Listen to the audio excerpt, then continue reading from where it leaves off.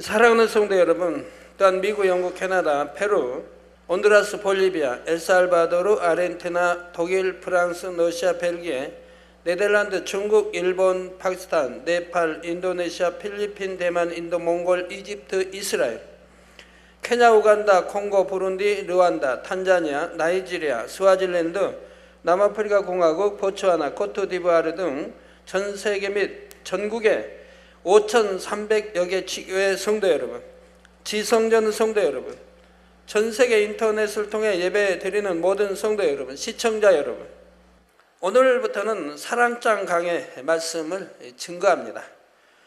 부모들은 자녀가 부모의 말을 잘 들으면 기뻐합니다.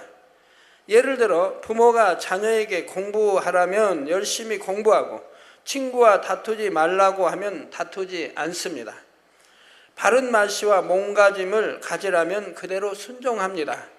이런 자녀가 있다면 자녀를 바라보는 부모의 마음이 얼마나 흐뭇하겠는지요.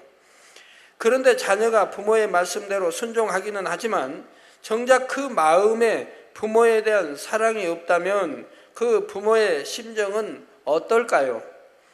어떻게 자녀가 부모를 사랑하지도 않는데 순종할 수 있는가 하고 생각할 수도 있지만 자녀의 성격이 본래 순종적이거나 부모에게 혼나는 것이 두려워 순종할 수도 있습니다.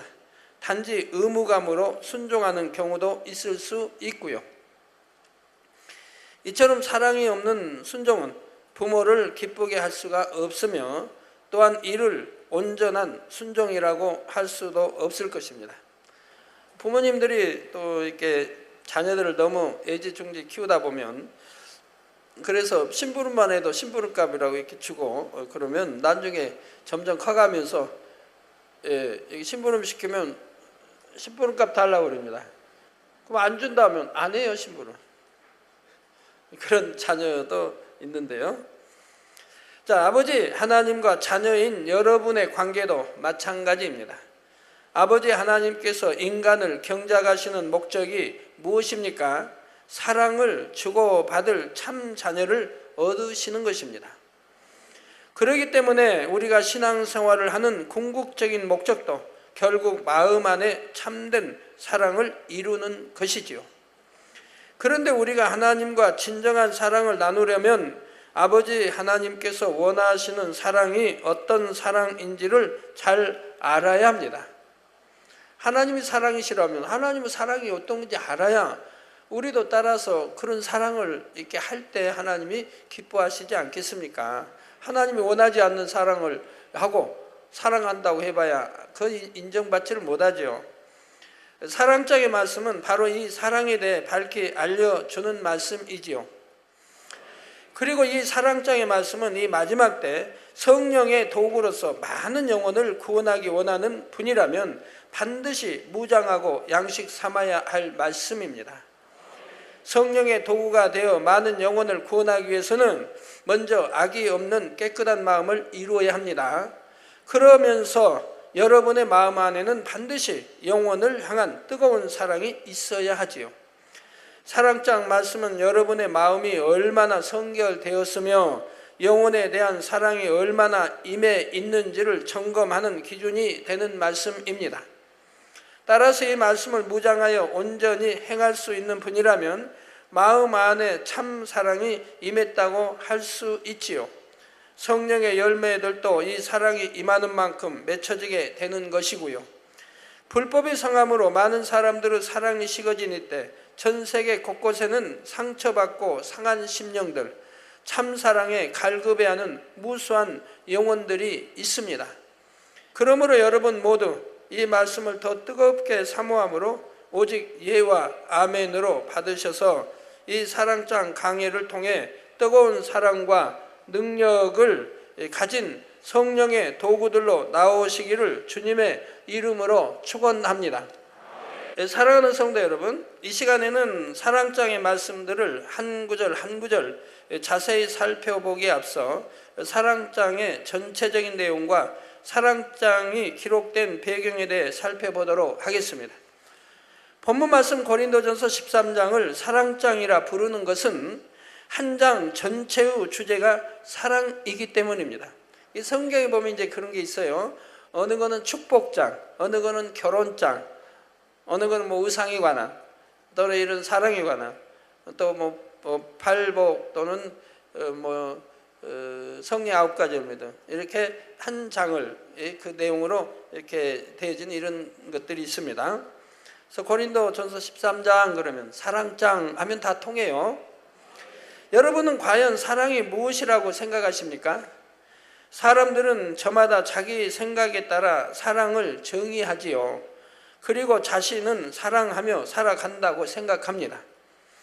그런데 안타까운 것은 사람들이 사랑한다면 행복해야 하는데 오히려 상처받고 아파하는 경우가 많다는 것이지요. 이는 바로 진정한 사랑이 무엇인지 알지 못하거나 자신의 한계 속에서만 사랑하려 하기 때문입니다. 사랑장에는 이처럼 사람 편에서 생각하는 사랑이 아닌 아버지 하나님 편에서 말씀하시는 참된 사랑에 대해 잘 나와 있습니다. 우리가 왜 사랑해야 하는지, 사랑이란 무엇인지에 대해 자세하게 기록되어 있지요. 그러므로 이 시간 여러분 모두가 말씀을 통해 참된 사랑이란 어떤 것인지를 밝히 깨달으시고 듣는 모든 말씀들을 즉시 행하셔서 이제는 진정 주님을 사랑합니다 하고 고백할 수 있게 되시기 바랍니다. 성도 여러분, 먼저 본문 고린도전서 13장의 말씀이 기록된 배경을 살펴보면 사랑이 왜 중요한 것인가를 더 잘 이해할 수 있습니다. 본문의 바로 앞장인 고린도전서 12장에는 여러 가지 성령의 은사들과 직분에 대한 말씀이 나오는데 고린도 교회에는 여러 가지 성령의 은사들이 나타났지요. 그런데 여러 은사 중 어느 은사가 더 높으냐 하는 등 성도들 사이에 분쟁이 일어났습니다. 여러분, 은사가 참 많은데 어느 은사가 가장 높을까요? 뭐 권능도 있고 여러 능력 또 하여튼 생명의 이런 말씀 많은데 어느 것이 가장 높은 은사일까요? 고린도전서 12장 7절에 각 사람에게 성령의 나타남을 주심은 유익하게 하려 하심이라 말씀한 것처럼 각종 성령의 은사는 하나님께서 성도들의 신앙에 유익하도록 선물로 주신 것입니다. 그런데 이 은사로 인해 오히려 교회에 여러 가지 문제가 일어나는 경우도 볼 수 있지요. 예를 들어 병 고치는 은사나 예언의 은사를 받았다면서 교회 질서를 어지럽히는 사람들이 있습니다. 마치 세상에서 주술을 행하는 이들처럼 은사를 앞세워 스스로를 높이고 돈을 요구하는 등 자신의 유익을 구해 나가는 것이지요. 하나님의 은사는 절대 돈으로 사고 파는 것도 아니고 또 이렇게 오늘날 예언의 은사를 받은 경우는 극히 세계에 없다시피 합니다. 성령의 감동함으로 예언이 나올 수는 있어요. 세계 다녀보면 예언 그냥 즉석에서 하는 분들이 있어요. 성령이 막 감동하고 그런 경우는 있지만 예언의 은사를 받은 분들은 극히 없습니다. 제가 만나보진 못했으니까요 아직. 사도 바울은 고린도 교회의 이러한 분쟁을 잠재우고자 은사는 여러 가지나 성령은 같다 말하며 은사는 다양하지만 모든 은사는 오직 성령 하나님 한 분으로 말미암아 주어지는 것이므로 은사는 다 귀하고 동등됨을 설명합니다.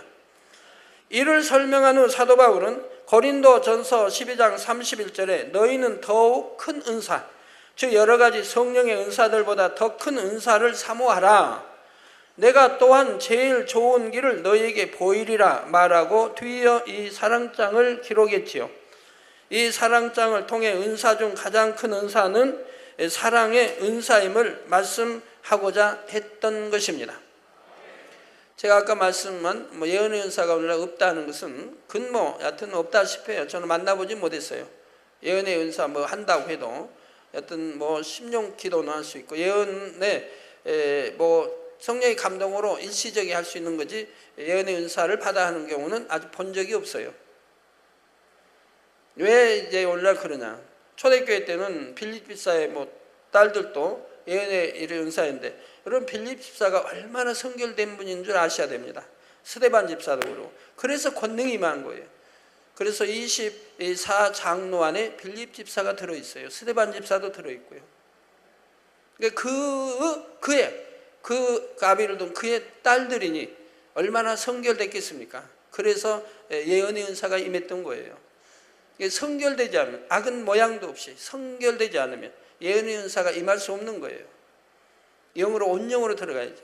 그러나 영으로 들어갔다고 해서 꼭 예언의 은사가 임한다는 것은 아닙니다. 여하튼 기본 영으로 들어간 사람에게, 성결된 사람에게 예언의 은사가 임하는 것이라 이 말입니다. 이게 성결되지도 않는데 예언의 은사 뭐 받았다, 그거는 거짓말인 거예요.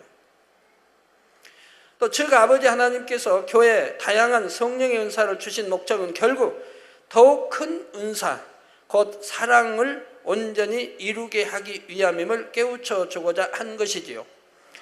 교회의 성도들에게 아무리 큰 은사나 직분이 주어졌을지라도 사랑이 없고 오히려 다툼과 분쟁이 일어난다면 그 은사는 차라리 없느니만 못한 것입니다.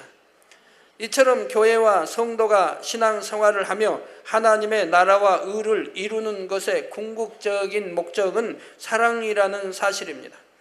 성도 여러분, 그런데 사랑에는 참 사랑만 있는 것이 아니지요.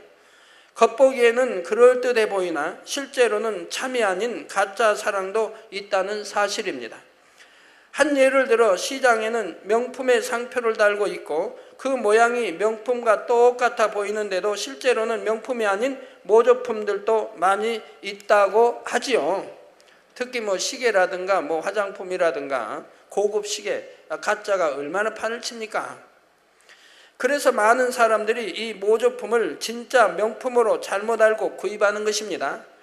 명품은 대개 오랜 시간이 흘러도 처음의 모양을 그대로 유지하며 그 질도 우수하지만 모조품은 사용한 지 얼마 되지도 않았는데 쉽게 해지거나 망가지는 경우가 많지요. 마찬가지로 사랑에도 명품과 같은 영의 사랑이 있고 모조품과 같은 육의 사랑이 있다는 사실입니다. 시계도 여러분 이렇게 좋다는 거 샀어도 몇 년 차보면 시간이 맞지 않는 몇 초씩 틀려지고 나중에 오래되면 30초도 틀려지고 하는 시계들이 있죠. 근데 참 스위스제라는 참 명품은 한 10년을 차도 전혀 틀리지 않아요. 변질되지도 않고. 그래서 명품과 모조품의 차이는 크지요. 영원히 변하지 않으며 오직 상대를 위해 자신의 모든 것을 희생하는 사랑이 있는가 하면, 반면에 어느 정도 시간이 흐르면 변질되어 조그만 일에도 쉽게 깨어지는 사랑도 있지요. 지금부터 세상에서 흔히 사랑이라 부르는 것들을 말씀드릴 때 여러분은 그 사랑이 과연 참된 것인지 아니면 모조품에 해당하는지 구분해 보시기 바랍니다. 그래서 여러분 모두는 명품과 같은 참된 영의 사랑을 할 수 있으시기 바랍니다. 우리 남성도님들 아멘. 먼저 이웃이나 친구 간의 사랑을 살펴보겠습니다. 우리 한국 사람들은 이웃이 형제나 다를 바 없다 하여 이웃을 이웃 사촌이라 일컫기도 합니다. 그만큼 이웃끼리 친분이 두텁다는 의미이지요. 그러나 이 말은 점차 옛말이 되어가고 있습니다. 요즘은 대부분 이웃끼리 문을 굳게 걸어 잠그고 집 주변에는 높은 담을 쌓을 뿐만 아니라 눈에 보이지 않는 마음의 담을 쌓고 살기도 합니다. 남들에게는 관심이 없기 때문에 이웃에 누가 살고 있는지도 모르며 알려고도 하지 않습니다. 오직 나 자신과 내 가족만을 중요하게 여기는 것이지요. 또 이웃이 조금만 피해를 준다고 느끼면 앞뒤 잴 것 없이 배척하거나 맞서 싸우려 합니다. 요즘에는 이웃끼리 사소한 일로 서로를 고소하고 법정까지 송사하는 일들이 많다고 하지요. 친구의 사랑은 어떻습니까? 이 친구만은 끝까지 내 편이 되어줄 것만 같았는데 철석같이 믿었던 친구가 배신하고 떠남으로 큰 상처를 받는 사람들이 많습니다. 근데 이것도요, 어떤 친구는 친한 친구, 형제도 그렇고 친한 친구인데 뭐 그만 부도가 하여튼 잘못돼가지고 좀 돈이 필요한 거예요. 부도 뭐 직전이라든가. 그러면 친한 친구에게 친구야, 너 돈 좀 나 좀 빌려다오. 아니면 나 담보 좀 서다오. 나 부도 면하면 내가 다시 갚아주겠다고 합니다. 그러면 친구가 보니까 아무래도 위험하거든요. 담보 잡혀줬다가 이거 받을 길이 없을 것 같고 같이 망할 것 같고 하니까 담보를 안 잡혀준단 말이에요. 그러면 뭐라고 말해요? 네가 친구냐 그러죠. 네가 친구냐? 난 너를 믿었는데 너는 나를 이렇게 배신할 수 있느냐? 바로 이렇게 배신한 단어가 사용되지요. 그러면서 나는 너를 그렇게 사랑했는데 너는 이제 우리는 친구 이제 그만하자라고 말합니다. 그러면 누가 배신한 겁니까? 담보해달라고 한 사람이 먼저 배신한 거예요. 정말 친한 친구라면 친구에게 고통 주는 게 아니고요. 내가 잘못된 거 친구에게까지 짐지어서 만약에 그것이 회복된다 몰라도 회복되지 않으면 친구까지 망하는 거 아닙니까? 그게 사랑입니까? 친구 망하면 친구만 망하는 게 아니고 친구 가정, 자녀들, 아내, 가정까지 망하지 않습니까? 그런 걸 요구해놓고 요구 들어주지 않는다고 너는 나의 친한 친구인 줄 알았더니 뭐 아니라고 이제는 친구라고 하지 말자라고 한다 이 말. 그런 거는 사랑이 아니라 이 말입니다. 오늘날 그런 게 얼마나 많이 있습니까? 예? 형제간에도 있고. 그런 거를 하나님은 사랑이라고 하지 않아요. 그러니까 믿음의 우리 성도들 가운데도 그런 일은 결단코 있어서는 안 되는 거예요. 왜? 하나님의 공의, 하나님 말씀을 어기기 때문에 사단의 역사가 따른다 이 말. 그래서 같이 망하는 경우가 대부분입니다. 예, 우리 성도님들의 경우 전에는 절친한 친구였는데 주님을 영접하고 빛 가운데 살고자 노력하니 이전처럼 함께 세상 것을 즐길 수 없으므로 여러분을 멀리하고 핍박하는 친구도 보셨을 것입니다. 어떤 사람들은 이모 저모 자신의 실리를 따져 친구를 사귀는 것이 지혜롭다고 생각하기도 하지요. 오늘날에는 이와 같이 순수한 사랑으로 이웃이나 친구를 위해 자신의 시간과 정성, 물질을 아낌없이 내어주는 경우가 극히 드물다는 사실입니다. 그렇다면 형제간의 사랑은 어떠할까요? 이웃이나 친구와는 달리 한 핏줄을 타고났으니 형제의 사랑은 그래도 낫지 않을까요? 물론 같은 부모에게서 태어나 어릴 적부터 함께 자라난 형제는 아무래도 남보다는 더 각별한 사이입니다. 그래서 형제는 서로를 위해 희생하기도 하고 서로 돕기도 하지요. 그런데 어렸을 때는 우애가 무척 각별하다 해도 각자 결혼을 하고 가정을 꾸리면 아무래도 자신의 가정에 더 충실하게 되고 형제에게는 비교적 소홀해지는 것이 보통입니다. 저도 6남매 막내로 태어나 형님과 누님들의 사랑을 많이 받고 자랐지만 막상 질병으로 7년이나 몸져 누워있게 되니 형제들에게 오히려 짐스러운 존재가 되었었지요. 형제들도 아픈 동생을 돕고자 어느 정도까지 노력했지만 결국 자신의 한계에 이르니 외면하는 그런 경우도 있었고요. 그런데 무슨 낳는다고 하는 어떤 보장이 있다면 뭐 끝까지 도와줄 수 있는데 낳는다고 하는 보장이 없기 때문에 이제 결국은 외면당해지는 이런 경우도 보게 됩니다.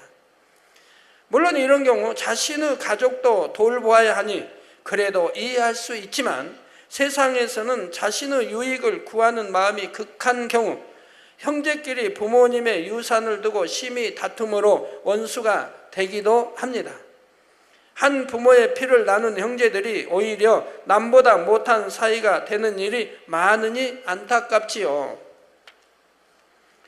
유산 분배 이런 일이 일어나면 그냥 아내는 오빠 뭐하고 그렇게 사랑해요 했던 것이 어느 순간에 변해서 남편 편이 되어서 오빠와 아주 이제 적대관계, 어찌하면 좀 더 많이 끌어내고자 하는 그러한 일들이 벌어지는 것도 보게 되죠.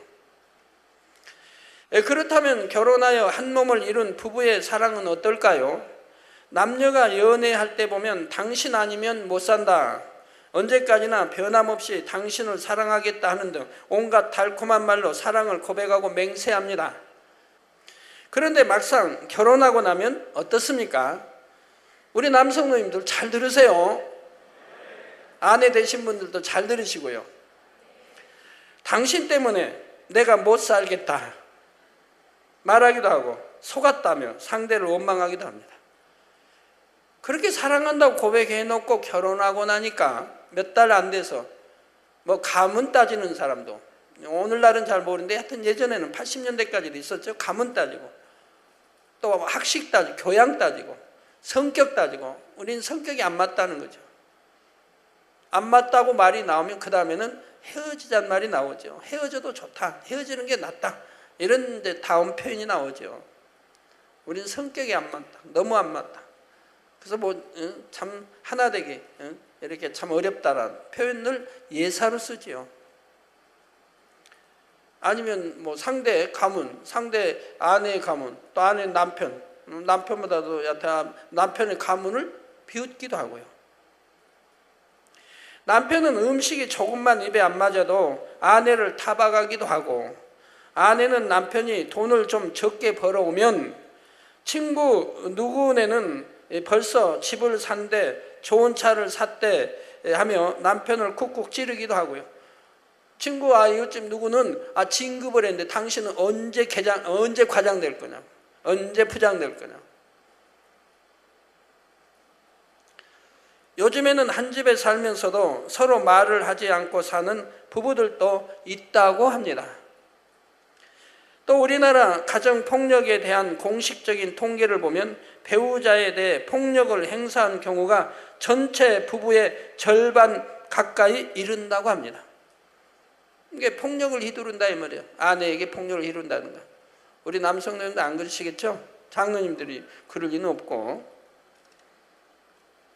세상에 둘도 없는 부부 사이로 살아가면서도 얼마나 많은 부부들이 처음 가졌던 마음을 잊고 이처럼 서로를 미워하고 다투며 힘들게 살아가는지요. 요즘에는 신혼여행에 갔다가 헤어져서 돌아오는 부부들도 비일비재하고 결혼 후 이혼에 이르는 시간도 점점 짧아지고 있다 합니다.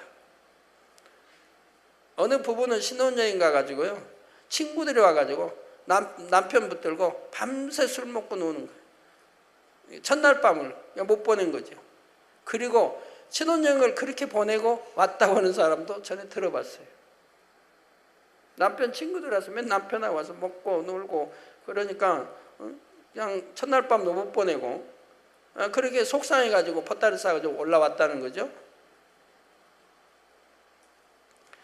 뜨겁게 서로를 사랑함으로 결혼하지만 함께 살면서 서로의 안 좋은 모습까지 보게 되고 생각이나 취향도 다름으로 사사건건 부딪히면서 사랑이라 생각했던 것이 다 식어지고 마는 것입니다. 이는 결국 그 사랑이 자신의 유익을 구하는 육적인 사랑이었음을 보여주는 것이지요. 그렇다면 그래도 이 세상에서 가장 숭고하다는 부모의 사랑은 어떨까요? 자신이 좋은 것을 먹고 입으려 하기보다 자녀에게 먼저 주기 원하는 것이 부모의 마음입니다. 그런데 부모가 이처럼 자기 자신보다 자녀를 먼저 생각한다 하는 마음 한편에는 대개 자신의 유익을 구하는 마음이 있지요. 자식을 사랑한다면 자기 유익을 구하지 아니하고 진정 자식을 위해 생명도 줄 수 있고 이렇게 할 수 있는 사랑이 참 영적인 사랑인데, 키울 때 열심히 키운 것 같은데 나중에 보면 자기 유익을 구해서 자기 영광을 위해서 자녀를 키운 부모들이 얼마나 많은지요. 예를 들어 부모들은 자녀에게 무엇을 강요하면서 다 너 잘되라고 그러는 거야 하고 말하지만 사실은 자신의 만족을 채우거나 자랑하기 위해 자신의 뜻대로 자녀를 이끌려는 경우가 많습니다. 그러니 자녀가 진로나 결혼을 선택함에 있어서 부모의 뜻과 반대되는 것을 선택하기라도 하면 심히 반대하기도 하고 실망스럽다 말하기도 하고, 또 제가 예전에 표현했던 너를 낳고 내가 미역국을 먹다니 이런 아주 극단의 표현도 하기도 하고요.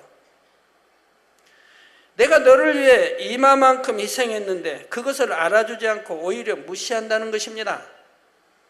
이것은 결국 자녀를 위한 헌신과 희생이 대가를 바라는 조건적인 사랑이었음을 말해주는 것입니다. 또한 요즘에는 자녀보다는 자신의 인생을 더 중요하게 생각하므로 자녀를 버린다든가 이혼하는 부모들도 많습니다. 자신이 낳은 아이를 죽이는 끔찍한 일들도 있고요. 그런데 혹시 이 말씀을 들으시고 그렇다면 이웃이나 친구, 가족 간의 사랑은 모두 헛되고 무익하니 사랑할 필요가 없다는 것인가 하고 오해할 분이 계신지요? 물론 그런 것이 아니지요. 하나님을 참으로 믿는 하나님의 자녀들은 이웃이나 친구, 가족을 사랑합니다. 하나님께서 주신 10계명을 보면 하나님께 대한 계명 4가지 바로 다음에 나오는 것이 바로 내 부모를 공경하라는 계명입니다. 에베소서 5장 33절에는 각각 자기의 아내 사랑하기를 자기같이 하고 아내도 그 남편을 경외하라. 아내가 남편을 경외하지 못하면 영적인 사랑 줄 수가 없습니다. 남편을 경외해야죠. 또 아내도 마찬가지. 아내를 내 몸같이 사랑하라는 거예요. 서로가 이렇게 사랑을 해야지. 한쪽만 사랑하고 한쪽은 사랑만 받고 안 주면 그거 안 되죠. 나도 아내를 사랑하고 내 몸처럼 아내도 남편을 경외한다면 당연히 잘 섬길 거 아니겠습니까? 이런 부부가 되어야 영적인 부부, 행복한 부부가 되죠. 그래서 각각 자기의 아내 사랑하기를 자기같이 하고 아내도 그 남편을 경외하라. 마태복음 22장 39절에는 하나님을 사랑하는 것 다음으로 가장 큰 계명이 바로 내 이웃을 내 몸과 같이 사랑하는 것이라 말씀하셨습니다. 내 이웃을 내 몸과 같이 사랑하라. 그러므로 하나님의 자녀는 신앙생활을 한다고 해서 가족 등 주변 사람들에게 소홀한 것이 아니라 누구보다 참된 사랑을 베풀어야 하지요. 이 땅의 삶을 위해 당장 눈앞에 유익만을 주는 것이 아니라 영혼을 구원으로 이끌므로 영원한 생명을 주는 영적인 사랑을 해야 하는 것입니다. 이런 사랑에 대한 이야기를 하나 들려드리겠습니다. 열심히 신앙생활을 하는 한 여집사님이 있었는데 이분의 남편은 교회에 나가지도 않고 오히려 교회에 나가는 아내를 핍박했습니다. 무슨 일만 있으면 아내가 교회에 나가는 것을 트집 잡고 아내를 못 살게 굴었지요. 그러던 어느 날 이 아내는 새벽 기도에 나가기 시작했는데 그 품속에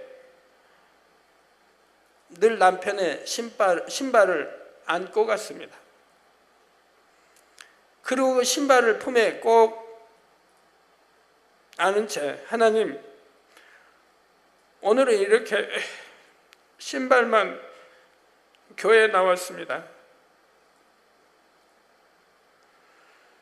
다음에는 이 신발 주인도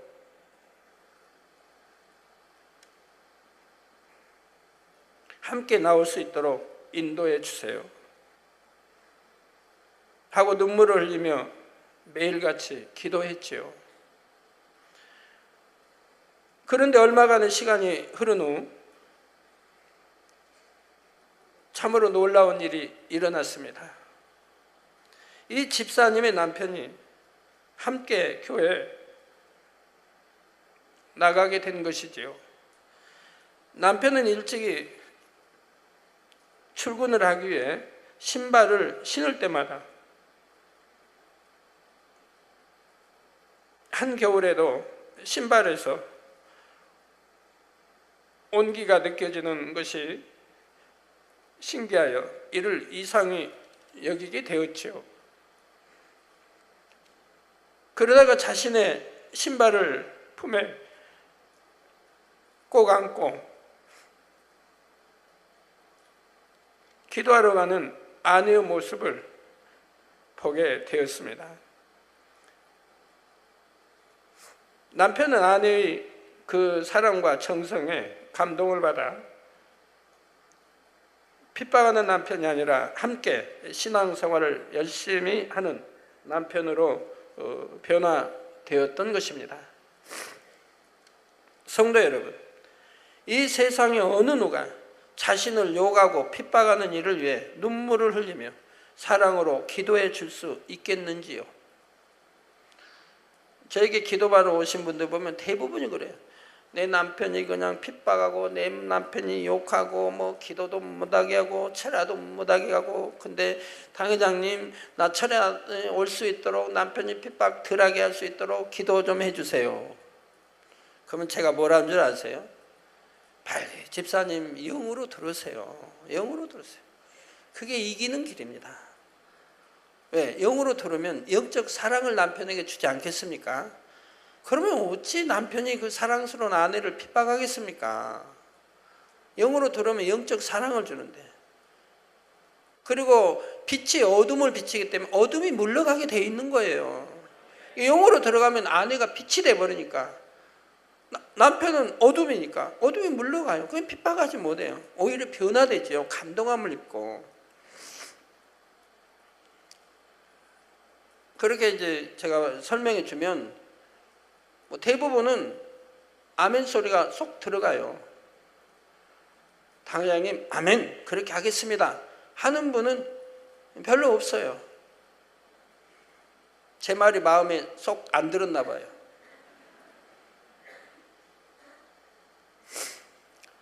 또한 오직 자신만을 위해 살아가는 지금 같은 세상에 그 누가 외롭고 소외된 이웃을 위해 희생하며 때로는 멸시를 받으면서도 마음 중심으로 사랑을 전할 수 있겠습니까?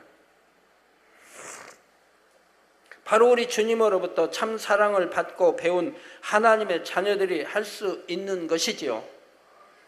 여러분 중에는 주님을 알기 전 육적인 사랑으로 인해 아픔을 느껴본 경험을 가진 분들이 계실 것입니다.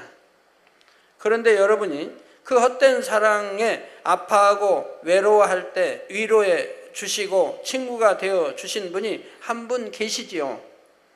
누구이십니까? 바로 우리 주님이시지요. 이사야 53장 3절에 보면 그는 곧 예수님은 멸시를 받아서 사람에게 실어버린 바 되었으며 간고를 많이 겪었으며 질고를 아는 자라. 마치 사람들에게 얼굴을 가리우고 보지 않음을 받는 자 같아서 멸시를 당하였고 우리도 그를 귀히 여기지 아니하였도다 했습니다. 우리 예수님은 아무 허물이 없으심에도 이처럼 사람들에게 외면당하고 멸시를 받으셨지요. 또 예수님은 많은 간고 곧 가난함과 고생스러움을 겪으셨습니다. 질고 곧 질병의 고통도 너무나 잘 아시지요. 그래서 그 누구보다도 우리 인생들의 마음을 잘 아시며 이해하신다는 사실입니다. 예수님은 이처럼 하늘 영광을 뒤로 하시고 친히 이 땅에 오셔서 인생들과 같이 고난의 길을 가심으로 우리의 참된 위로자요 친구가 되어 주셨습니다. 또한 우리를 대신하여 십자가에서 죽으시기까지 세상이 줄 수 없는 참된 사랑을 주셨지요. 우리 남편 되신 분들 아내에게 오늘 은혜를 받으셨으면 이런 사랑을 좀 주세요. 그동안 못 줬던 사랑을 좀 많이 주세요. 그런다고 또 오늘 말씀 듣고 내가 은혜 받고 했으니까 나도 변화돼야지, 내가 오늘은 밥을 하겠다고. 그러면 또 아내 되신 분, 당신 이렇게 변화됐네요. 은혜 많이 받으셨네요. 감사하네요. 그러시면 안 돼요. 남편씨 절대 안 돼요. 복은 제가 책임질 거예요. 당신은 당신 또 할 일이 있으니까, 또 가족을 먹여 살리고, 나 이런 일에 꼭 기도하시고 이러시고, 이건 내 담당이니까 내가 열심히 하겠습니다. 또 이렇게 지혜롭게 나와야지 꿀꺽 남편이 준다고 받아먹으면 안 되죠. 서로가 섬기는 마음이 돼야죠. 그래도 남편이 굳이 해주겠다면 마지 못한 척 이렇게 하긴 하는데, 그런다고 남편이 매일 그러면 안 되고요. 가끔 가다가 한 번씩 꿈에 떡 얻어먹게 한 번씩 해주면 얼마나 좋아요. 그러면 또 안에 밥상이 다른 때와 또 다르게 나올 거 아닙니까? 정성들이 나올 거 아닙니까? 밥상에 정성들이.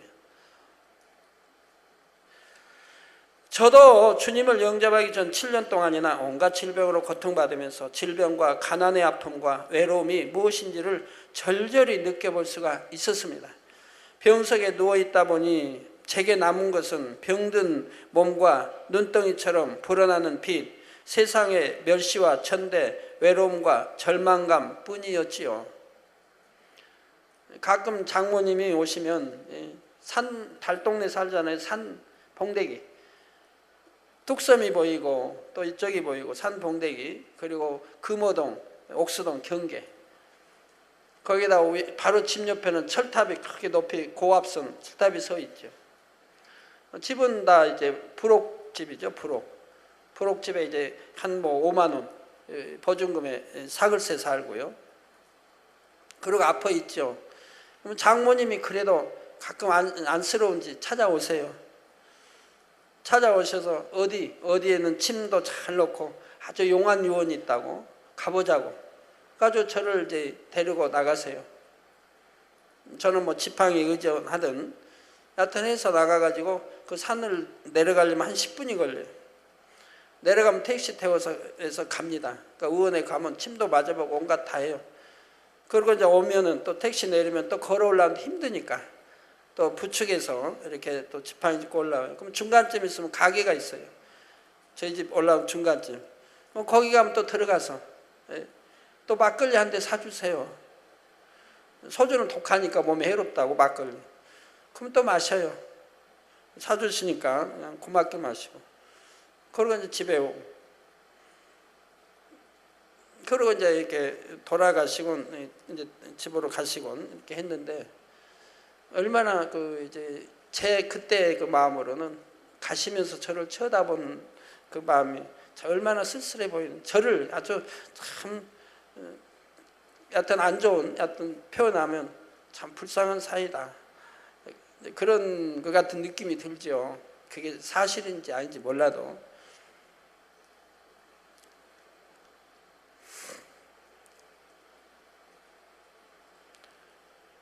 그래도 보면 그렇게 미워해도 보면 와서 한 5천 원이라도, 또 우리 이정순 고사님 오시면 한 뭐 5천 원, 10,000원 내놓고 가면 그때는 그 돈이 얼마나 저에겐 큰지요. 쌀도 매일매일 뭐 그냥 간신히 팔아 먹어야 되는데 뭐 하루 이틀분 사서 먹는데 5천 원, 1,000원이 얼마나 큰지 몰라요. 그럼 안 좋아도, 저를 안 좋게 봐도 그냥은 못 가죠. 오시면 그래도 5천 원 아니면 10,000원이라도 이렇게 내놓고 가시거든요. 그러면 그걸로 또 며칠 쌀을 먹을 끼니가 되죠.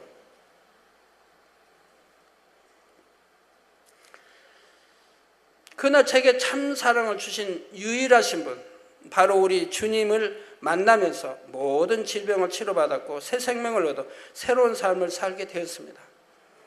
그럼 우리 주님은 주님의 유익을 저를 이렇게 고쳐주신 것도 아니고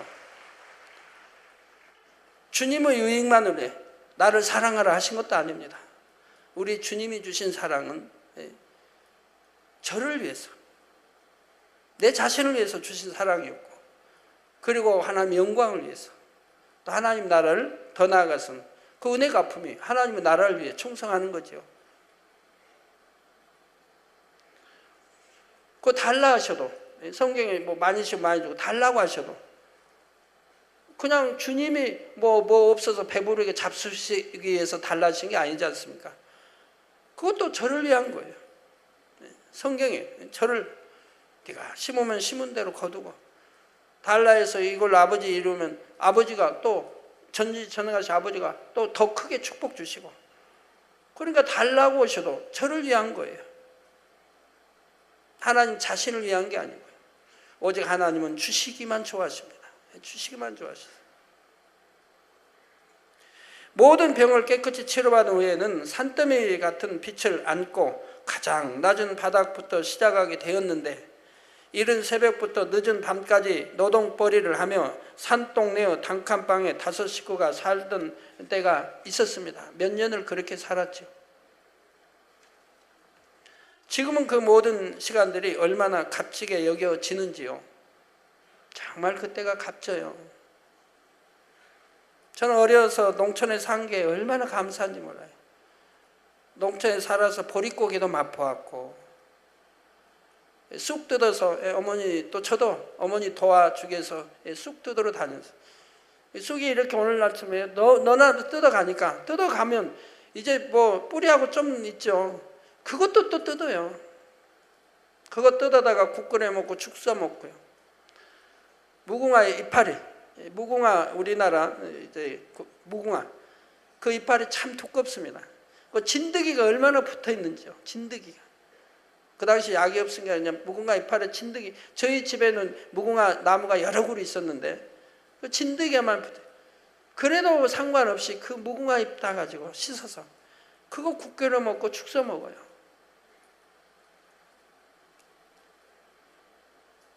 그런 과정을 거쳐 살아왔기 때문에 오늘날은 이 고추장에다가 간장에다가 이렇게 밥을 비벼 먹으면서도 얼마나 감사한지 몰라요. 너무 감사한 거예요. 없어서 그렇게 먹는 게 아니죠. 예전에는 그렇게도 살았는데 얼마나 지금은 고추장도 그냥 고추장입니까? 거기다 파도 넣고 좀 설탕도 넣어서 좀 맛있게 했고, 간장도 거기다가 파 썰어 넣고 좀 맛있게 해서 비벼 먹는데 얼마나 맛있어요. 거기다가 참기름 한 방울로 떨어뜨려서 비벼 먹는데. 그러니까 얼마나 감사한지 몰라요.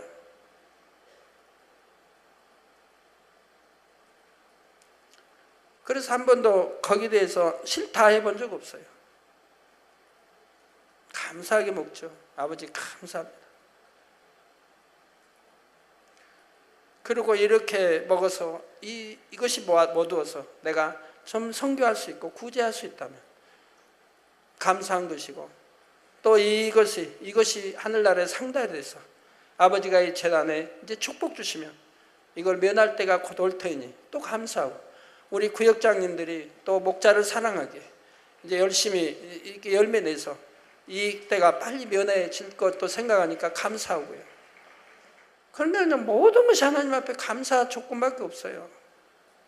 그래서 이래도 감사, 저래도 감사, 이래도 눈물, 저래도 눈물, 아버지만 생각합니다.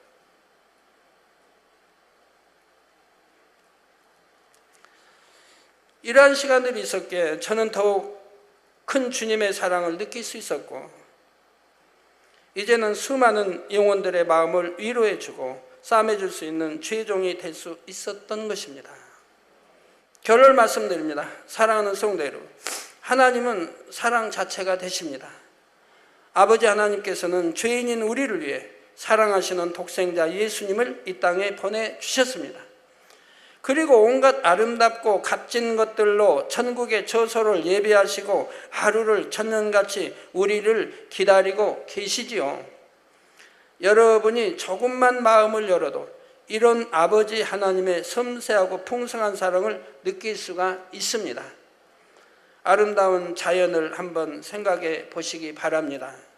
푸른 하늘과 바다, 산천 초목은 아버지 하나님께서 우리가 인간 경작을 받은 후 구원받아 천국에 갈 때까지 이 세상에서도 항상 천국을 소망할 수 있도록 친히 아름답게 지어주신 것들이지요. 이러한 하나님의 자녀로 택함받고 사랑받는 우리는 어떤 사랑을 해야 하겠습니까? 자신의 유익에 맞지 않으면 변질되는 썩어질 헛된 사랑이 아닌 영원하고 참된 사랑을 해야 하지요.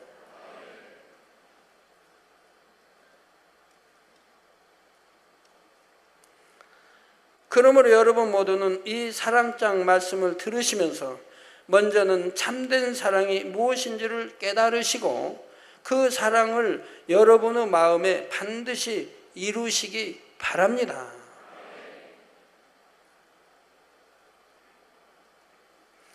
그래서 여러분 모두가 저 천국에 이르러서는, 물론 천국에 갈 때까지 이 땅에 사는 동안에도 하루하루 아버지 하나님과 참된 사랑을 나누는 사랑스러운 자녀들이 다 되시기를 바랍니다. 또한 성령의 도구가 되어 이 마지막 때 많은 영혼들을 구원으로 이끄시며 이웃을 내 몸과 같이 사랑하는 감동의 삶을 사시기를 주님의 이름으로 축원합니다.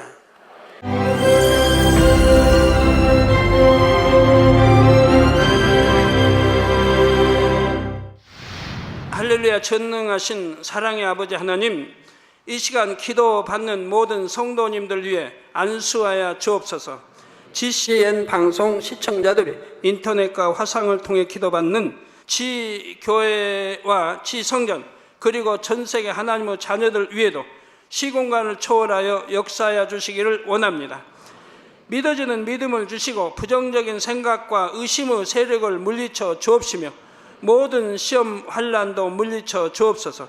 머리부터 발끝까지 오장육부 뼈 마디마디 온몸의 신경 조직 세포 등 아픈 곳마다 성령의 불로 태우시고 근본의 빛으로 역사하여 주옵소서.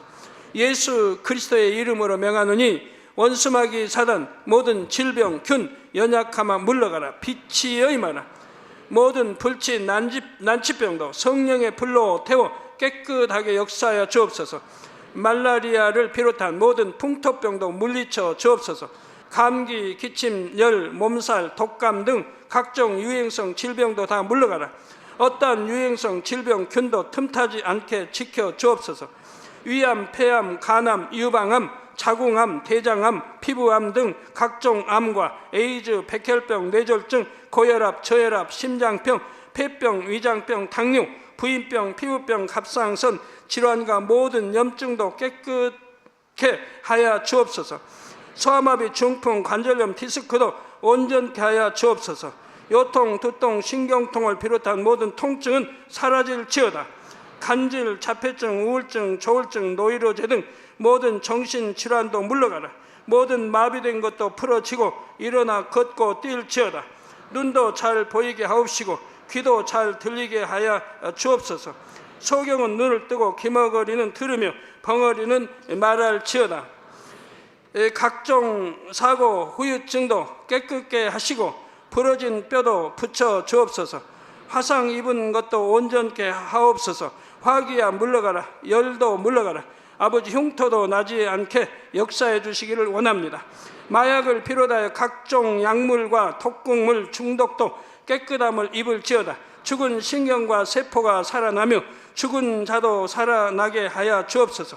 잉태의 축복도 주시기를 원합니다. 잉태 축복을 받으라. 예수 그리스도의 이름으로 명하노니 원수마귀 사단아 하늘 공중 곳에 잡은 악의 영들아 물러가라. 그의 사자들도 물러갈지니라.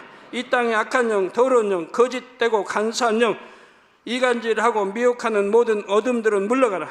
모든 흉악의 결박을 풀고 어둠아 물러가라. 빛이여 임하라. 아버지 하나님, 부르짖어 기도할 수 있는 능력을 주시고 죄를 버리고 성결될 수 있는 능력을 주옵소서.